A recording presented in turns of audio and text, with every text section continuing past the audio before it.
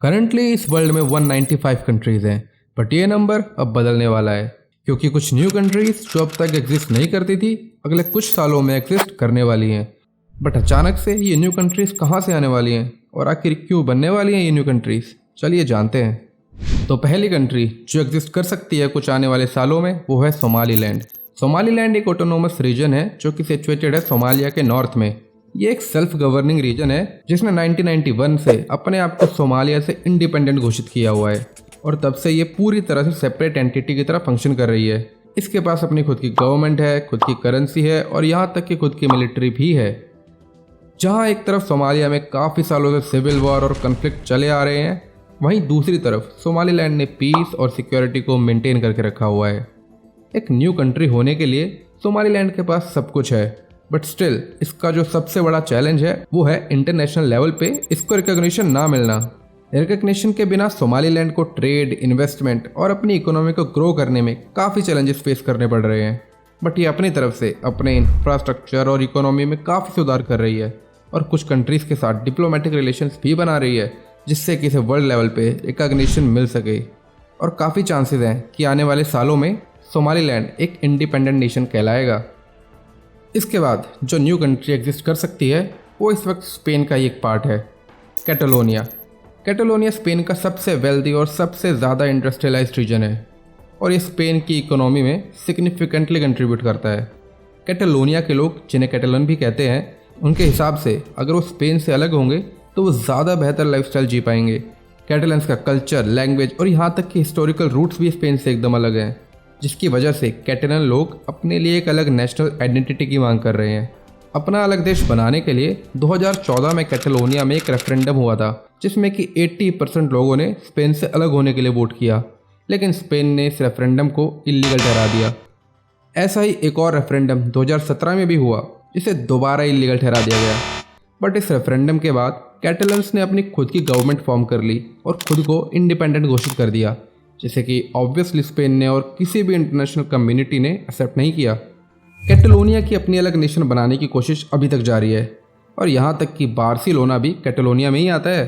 तो अगर कैटलोनिया अलग कंट्री बनती है तो क्या बार्सिलोना ला लीगा से बाहर हो जाएगी? अब बात करते हैं न्यू कैलेडोनिया की। न्यू कैलेडोनिया एक फ्रेंच ओवरसीज टेरिटरी है जहाँ पे कि इंडिपेंडेंस को लेके काफ़ी टाइम से मांग हो रही है। न्यू कैलेडोनिया 1946 में एक फ्रेंच टेरिटरी बनी थी, बट कैलेडोनिया का अपना खुद का अलग कल्चर है जो कि फ्रेंच कल्चर से एकदम डिफरेंट है। यहाँ के लोगों को कनक पीपल कहा जाता है। ये लोग अपने आप को फ्रांस से एकदम अलग मानते हैं और अपने कल्चर और लैंड को प्रोटेक्ट करना चाहते हैं। अपने आप को अलग करने और अपनी आइडेंटिटी को प्रिजर्व करने के चलते 1980s में यहाँ पे वायलेंट कन्फ्लिक्ट्स ब्रेकआउट हो गए कनक लोगों में और प्रो फ्रांस सिटीजन्स में, जिसके बाद 1988 में न्यूमे अकॉर्ड के तहत ये तय किया गया कि न्यू कैलेडोनिया को इंडिपेंडेंस के लिए रेफरेंडम कराने का मौका दिया जाएगा, जो कि इसे पहली बार मिला 2018 में, जिसमें कि मेजॉरिटी ने फ्रांस का पार्ट रहना ही चुना। बट ये मार्जिन बहुत नैरो था। फिर 2020 में फिर से रेफरेंडम हुआ और स्टिल मेजॉरिटी के द्वारा फ्रांस का पार्ट रहने को ही ज़्यादा वोट मिले, बट इसके परसेंटेज में कमी ज़रूर आई। इसके बाद जो थर्ड रेफरेंडम हुआ वो हुआ 12 दिसंबर 2021 को। इस रेफरेंडम को प्रो इंडिपेंडेंस फोर्सेस ने कोविड के चलते डिले करने को कहा, बट फ्रांस ने स्टिल ये रेफरेंडम उसी दिन कराया, जिससे कि प्रो इंडिपेंडेंस फोर्सेस और कनक पीपल ने इसे पूरी तरह से बॉयकॉट किया, जिसके चलते 96% वोट फ्रांस सपोर्टर्स की तरफ से गए, जिससे कि कनक लोग बिल्कुल खुश नहीं थे।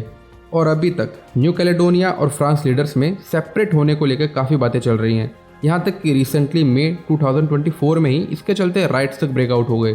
तो करंटली न्यू कैलेडोनिया का फ्यूचर अभी क्लियर नहीं है, बट यहाँ के इंडिपेंडेंस को लेके यहाँ के लोग अपनी तरफ से पूरी कोशिश कर रहे हैं और क्या पता कुछ सालों में न्यू कैलेडोनिया एक नया देश बन के उभरे। और आखिर में अब जिस कंट्री की बात हम करने वाले हैं उसका एक न्यू कंट्री बनना पूरी तरीके से तय है। बोगनविल सोलोमन आइलैंड्स आर्किपेलागो में एक आइलैंड है, बट स्टिल ये आइलैंड पार्ट है पपुआ न्यू गिनी कंट्री का। बोगनविल के लोग अपने आप को पीएनजी से कल्चरली, आइडेंटिटी वाइज और लैंग्वेज वाइज बहुत अलग मानते हैं। ये आइलैंड पपुआ न्यू गिनी का पार्ट सिर्फ यूरोपियंस के अजीब और गरीब बॉर्डर ड्रॉ करने की वजह से ही है, वरना ये भी सोलोमन आइलैंड्स कंट्री का ही पार्ट होता।